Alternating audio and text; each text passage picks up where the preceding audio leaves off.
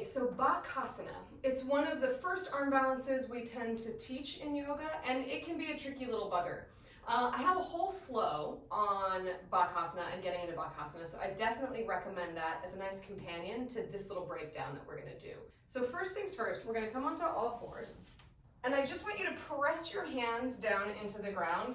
You can spread your fingers out really wide to begin with, and then draw your fingers all the way together. And then kind of split the difference so that you're not like too exaggerated. And then just give yourself a little shift forward and back. And you can really get a sense of where the balance is in your hands. In any arm balance, we're kind of turning your hands into your feet, right? We stand on our feet all day long. We don't even think about it. So when you start to turn things upside down and you start to use your hands as feet, you have to kind of relearn some of the mechanics.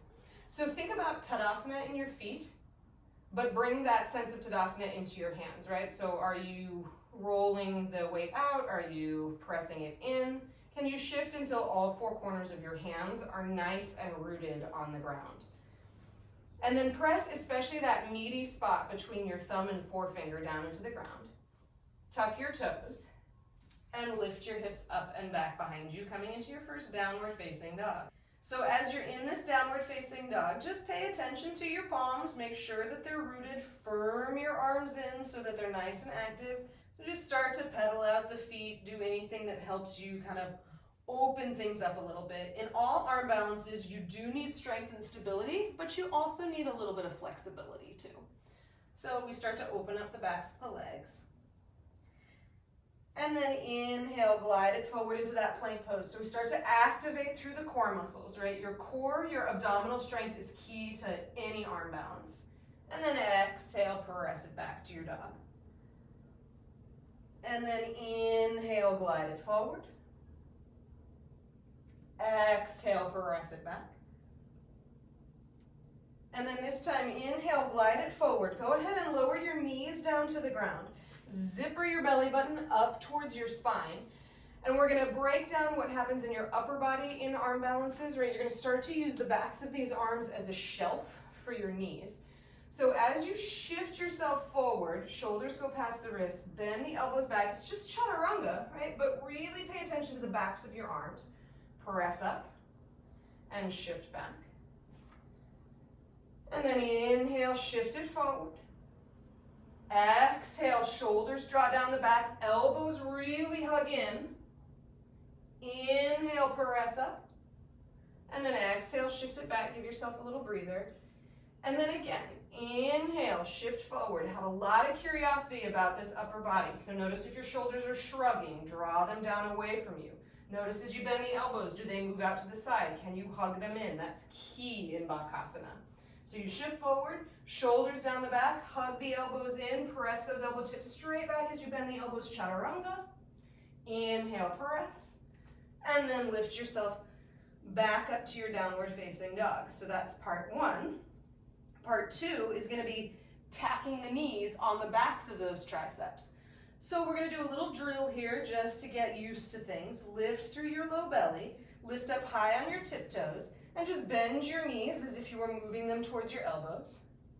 And then exhale, press it back to your dog, send the heels down. We'll do that 2 more times this far away. Inhale, lift up on your tiptoes.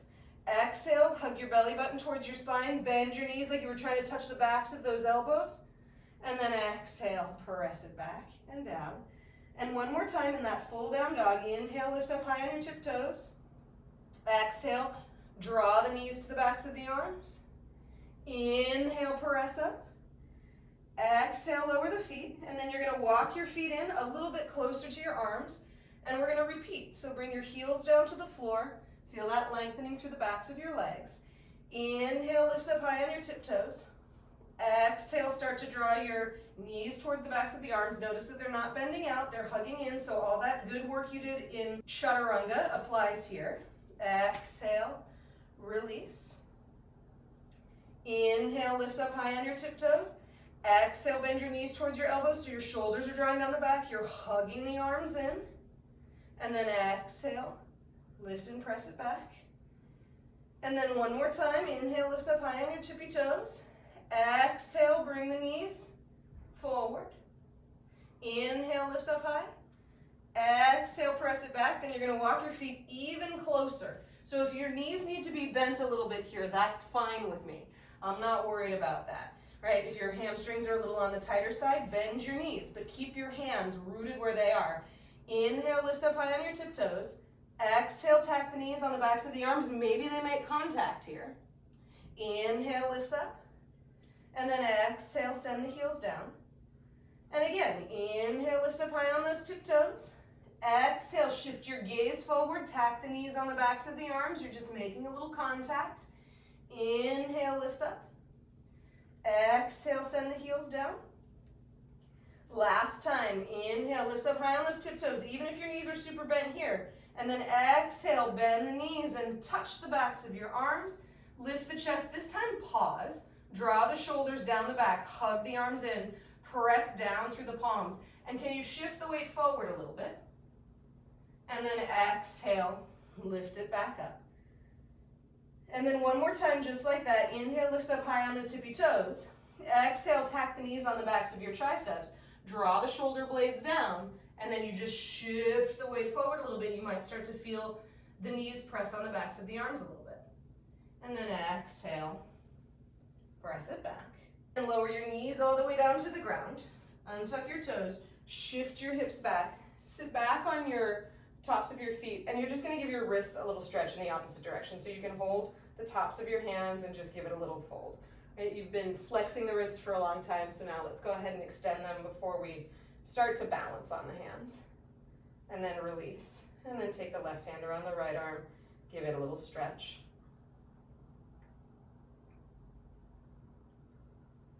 And then release, and then you can interlace the hands and give them a little whoop-de-woo in one direction, and then see if you can, in your brain, switch the directions.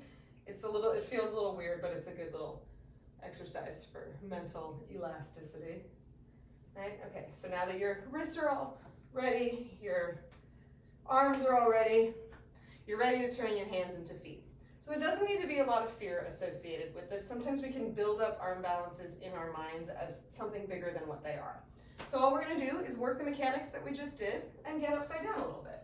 So you may find that a block is really useful here, especially if you're in a tighter body to begin with. So you're gonna bring your block down to the ground, and then you're gonna step your feet up on the block. So it's that same exercise that we did before.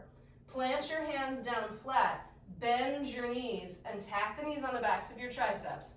And then we do all the work that we just did. Shift the weight forward, hug those arms in, draw the shoulders down the back, gaze a little bit past your hands. So you're not gazing at your feet, right? That's gonna cause you to tip forward. But if you look about 6 inches past your hand, maybe on the wood floor on the front side of your mat, shift forward.